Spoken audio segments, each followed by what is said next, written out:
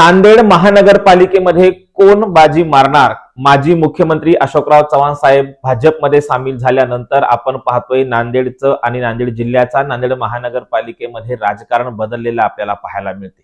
त्यासोबतच एमआयएम आणि वंचित बहुजन आघाडी यांचे देखील बेस वोटर नांदेडमध्ये आहेत आणि या नांदेड महानगरपालिकेमध्ये त्यांची कशी प्रगती असणार आहे, त्यांची काय भूमिका असणार आहे आणि तेवढंच नाही तर नगर परिषदेमध्ये दुसऱ्या क्रमांकाची मते घेणाऱ्या दुसऱ्या क्रमांकाचे खरं तर उमेदवार निवडून आणणाऱ्या शिवसेना एकनाथजी शिंदे यांच्या शिवसेनेचं नेमकं या ठिकाणी काय होणार, या सर्व प्रश्नांची उत्तरे या व्हिडिओच्या माध्यमातून आपण पाहणार आहोत। नेमके नांदेडमध्ये सत्ता कोण स्थापन करणार, नांदेडमध्ये सत्ता कोणाची येणार?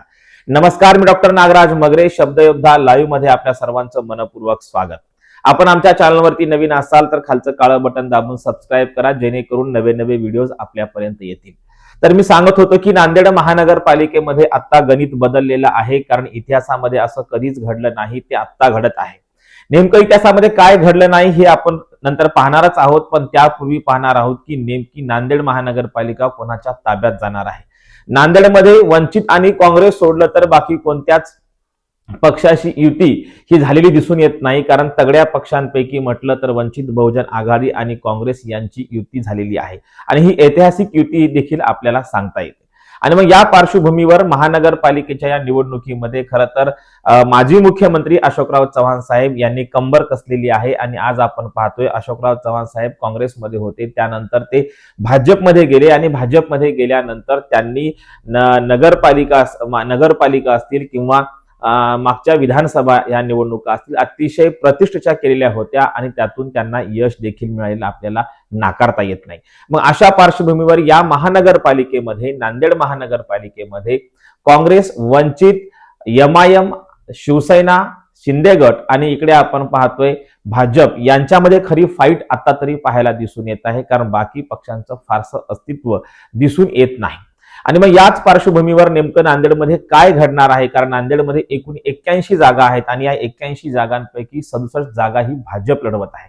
आतापर्यंत आपण पाहिलं असेल की इतिहासामध्ये एवढ्या जागा कधीच भाजपने नांदेडमध्ये लढवल्या नव्हत्या, कारण भाजप नांदेडमध्ये फारसं हे नव्हतं, कारण अशोकराव चव्हाण साहेब काँग्रेसमध्ये असल्यामुळे स्वाभाविक आहे की महाराष्ट्राचे माजी मुख्यमंत्री राहिलेले, गृहमंत्री राहिलेले खरं तर चव्हाण फॅमिली आहे आणि त्यांचा या ठिकाणी चांगला दबदबा आहे, हे कोणालाच नाकारता येत नाही। आणि म्हणून आज आपण पाहतोय की या महानगरपालिकेमध्ये शिवसेना आणि भाजपने युती केलेली नाही आणि या युती नाही केल्यामुळे दोन्ही पक्षाकडील तगड्या नेत्यांची तगडी फाईट पाहायला आपल्याला मिळून येत आहे। त्याच्यामध्ये आपल्याला सांगता येईल की भाजपकडे नेमके महत्वाचे नेते कोण आहेत, तर भाजपकडे आपण पाहतोय की अजित गोपछडे असतील, आमदार श्रीजया चव्हाण असतील, किंवा आपण पाहतोय की सर्वात महत्वाचं यांचे नेतृत्व याच गटाचं किंवा भाजपचं नेतृत्व करणारे माजी मुख्यमंत्री अशोकराव चव्हाण साहेब देखील या भाजपकडून आपण पाहतोय की नेतृत्व करत आहेत आणि त्यांच्या नेतृत्वाखाली अनेक नेते आज आपण भाजपमध्ये मोठी फाईट देण्याच्या तयारीमध्ये आहेत। अजित गोपछडे असतील किंवा श्रीजयाताई चव्हाण असतील, डीपी सावंत साहेब जे माजी राज्यमंत्री राहिलेले आहेत ते देखील या टीम मध्ये आहे। त्यामुळे भाजपची ही जी काही आणि महानगर अध्यक्ष अमरनाथ राजूरकर यासारखे तगडे नेते भाजपकडे आहेत आणि म्हणून भाजप नेमकी कशी प्रगती करणार आहे आणि हे देखील पाहण्यासारखं असणार आहे आणि या तगड्या नेत्यांना तेवढीच तगडी फाईट देण्याचं काम शिवसेनेकडून होत आहे, कारण शिवसेनेकडे आपण पाहतोय शिवसेनेचे उपनेते माननीय हेमंत भाऊ पाटील नांदेडमध्ये ठाण मांडून आहेत आणि दुसरीकडे आपण पाहतोय बालाजी कल्याणकर असतील, उत्तरचे आमदार आहेत, दुसरीकडे आपण आनंदराव बोंढारकर आहेत जे दक्षिणचे आमदार आहेत आणि या दोन्ही नेत्यांनी, बालाजी कल्याणकर असतील किंवा बोंढारकर साहेब असतील, या दोन्ही नेत्यांनी आपण पाहिलं असेल की आपले आपले मतदारसंघ अतिशय पिंजून काढत आहेत। उत्तर मतदारसंघामध्ये बालाजी कल्याणकर आहेत आणि तिकडे आपण पाहतोय की आनंदराव बोंढारकर साहेब आहेत आणि या दोन्ही नेत्यांनी आपले आपले मतदारसंघ हे पॅक केलेले असताना यांना मार्गदर्शन आणि पक्षाचे उपनेते असलेले हेमंत पाटील देखील ठाण मांडून आहेत। दुसरीकडे आपण पाहतोय याच नांदेड जिल्ह्यामध्ये बाबुरावजी कोळीकर म्हणून शिवसेनेचे आमदार आहेत, ते देखील नांदेड महानगरपालिकेवर लक्ष ठेवून आहेत आणि म्हणून आपण पाहतोय की शिवसेनेकडे आणि भाजपकडे दोन्ही पक्षांकडे ज्या नेत्यांची जी काही धडपड सुरू आहे, दोन्हीकडे तगडे नेते आहेत आणि मग हे तगडे नेते आणि विशेष म्हणजे नांदेड महानगरपालिकेमध्ये दोन्ही आमदार जे आहेत ते शिवसेना एकनाथजी शिंदे यांच्या पक्षाचे असल्यामुळे स्वाभाविक आहे की त्यांची तगडी फाईट खरं तर तगडं आव्हान जे असणार आहे ते भाजप समोर असणार आहे आणि भाजपचं आव्हान हे शिवसेनेसमोर असणार आहे. पण यासोबतच आपण पाहतोय की वंचित बहुजन आघाडी आणि काँग्रेस यांची ऐतिहासिक युती आपल्याला पाहायला मिळत आहे आणि या युतीचा फटका नेमका कोणाला बसणार आहे हे आपण आता सांगू शकत नाही, परंतु निर्णायक भूमिका नांदेड महानगरपालिकेमध्ये निर्णायक भूमिका ही वंचित बहुजन आघाडी घेऊ शकते. कारण आपण पाहतोय वंचितकडे दलित मतांचा जो गठ्ठा आहे तो नांदेडमध्ये मोठ्या प्रमाणामध्ये आहे आणि त्यासोबतच वंचित घटकांचाही त्याच्यामध्ये मोठा सहभाग आहे. अनेक छोटे छोटे वंचित घटक हे वंचित बहुजन आघाडीकडे आहेत, त्यामुळे त्यांचं देखील आव्हान हे तगडं असणार आहे. आणि सोबतच आपण पाहतोय काँग्रेस आज नांदेडमध्ये आजच्या घडीला पाहायला गेलं तर माननीय खासदार चव्हाण साहेब सोडले, रवींद्र चव्हाण साहेब सोडले तर असा चेहरा आपल्याला तिकडे दिसून येत नाही जो की तगडी फाईट या बाकी पक्षांसोबत करू शकतील. कारण आपण पाहतोय शिवसेनेकडे मोठे मोठे नेते आहेत, आमदार आहेत, उपनेते आहेत, खासदार आहेत आणि इकडे आपण पाहतोय की खरं तर सत्तास्थानी असलेले भाजपचे इकडे माजी मुख्यमंत्री अशोकराव चव्हाण साहेब आणि त्यांना साथ देणाऱ्या त्यांच्या कन्या श्रीजया चव्हाण असतील किंवा इकडे राज्यमंत्री DP सावंत असतील, महानगर अध्यक्ष अमरनाथ राजूरकर साहेब असतील, ही जी काही मंडळी आहेत हे तगडे खासदार माननीय अजित गोपछडे आहेत, हे तगडं आव्हान जे आहे यांनी देखील निर्माण केलंय. पण याच्यामध्ये वंचित बहुजन आघाडी आणि MIM नेमकी भूमिका काय वठवू शकते तर MIM कडे आणि वंचित बहुजन आघाडीकडे ज्या पद्धतीने आपण पाहतोय की बेस आहे जो मतांचा गठ्ठा आहे हा यांच्याकडे आहे, त्यामुळे यांची निर्णायक भूमिका स्वाभाविक असणार आहे.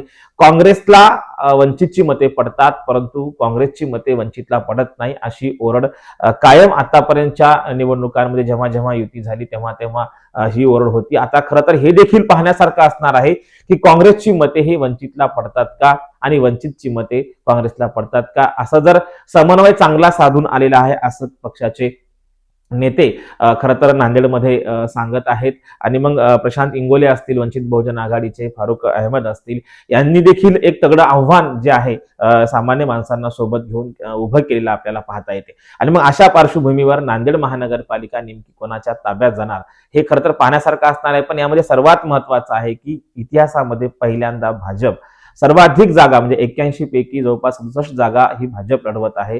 आणि माजी मुख्यमंत्री अशोकराव चव्हाण साहेब यांचं प्रत्येक वार्डात प्रत्येक उमेदवारावर बारीक लक्ष आहे. आता ही झाली खरं तर सर्वच पक्षांची जमेची बाजू, त्यांचे तगडे आव्हान आपण पाहिले.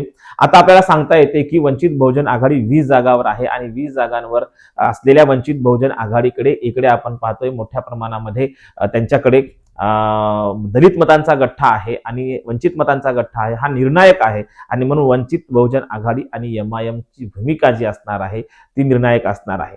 आपण पाहतोय की उत्तर मतदारसंघामध्ये बालाजी कल्याणकर असतील किंवा दक्षिणमध्ये आनंदराव भोंडारकर असतील आणि या नेत्यांसोबतच बाबुरावजी कोळीकर असतील, इकडे पक्षाचे उपनेते माननीय हेमंत भाऊ पाटील असतील, या सर्वांनी देखील ही महानगरपालिका प्रतिष्ठेची केलेली आहे. त्यामुळे इथं तगडं आव्हान दोन्ही पक्षांकडून होत आहे. परंतु आज घडीला मात्र आपण पाहू शकतो की दलित मुस्लिम मते ही सर्वाधिक नांदेड उत्तर आणि दक्षिणमध्ये आहेत आणि या मतदारांवरती खरं तर महानगरपालिकेचं गणित हे जुळवाजुळव होऊ शकते.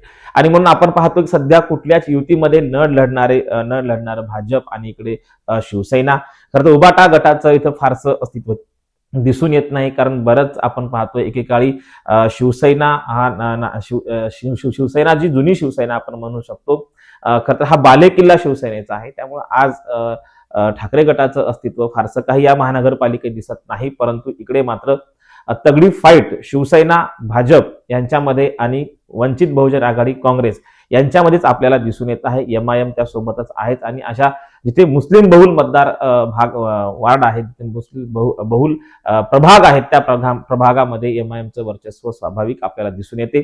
परंतु आता या सर्वच पक्षांसमोर अजून एक मोठं आव्हान असणार आहे. ते आव्हान असणार आहे म्हणजेच नाराज लोकांचं. नाराज लोक अनेक पक्षांमध्ये आपल्याला दिसून येतात, विशेषतः भाजपमध्ये जे काही आयत्या वेळेला म्हणजे भाजपने जे ज्यांना तिकीट दिलेली आहेत ते जुने काँग्रेसचे लोक आहेत, अनेक काँग्रेसचे महापौर आहेत, नगरसेवक आहेत आणि मग माजी नगरसेवक, माजी महापौर हे काँग्रेसचे असलेले तिकिटासाठी थेट अशोकराव चव्हाण साहेबांच्या पाठीमागे आले आणि भाजपमध्ये येऊन त्यांनी तिकीट मिळवले. अशा लोकांना भाजपाचे निष्ठावंत कार्यकर्ते, भाजपाचे नाराज कार्यकर्ते स्वीकारतील का? खरं तर प्रत्येक पक्षाला आपल्याच कार्यकर्त्याचं मोठं आव्हान असणार आहे. त्यामुळे भाजपला तर सर्वात पहिल्या नंबरला आपल्याला भाजपला घ्यावं लागेल, कारण त्यांच्यासमोरच मोठं आव्हान असणार आहे. कारण मोठ्या संख्येने जे काँग्रेसमधून भाजपमध्ये आले त्यांनाच खरं तर महानगरपालिकेत तिकीट मिळालेलं आहे आणि ही नाराजी सर्वसामान्य कार्यकर्त्यांमध्ये, निष्ठावंत कार्यकर्त्यांमध्ये, भाजपच्या कार्यकर्त्यांमध्ये आपल्याला दिसून येते. इकडेही तसंच झालेलं आहे की ज्या काळामध्ये शिवसेनेने बंड केला होता आणि बंडाच्या काळात जे कोणी एकनाथजी शिंदे साहेबांसोबत कार्यकर्ते राहिलेले होते त्यांचे आमदार बालाजी कल्याणकर असतील किंवा पक्षाचे उपनेते हेमंत भाऊ पाटील असतील, यांच्या पाठीशी त्या काळामध्ये राहणाऱ्या सर्वसामान्य कार्यकर्ते आहेत आणि बऱ्याच वेळा त्यांच्या देखील नाराज झालेले आहेत. त्यांना देखील अनेक कार्यकर्त्यांना तिकीट मिळालेले नाही, सर्वसामान्य निष्ठावंत कार्यकर्त्यांना तिकीट मिळाले नाहीत.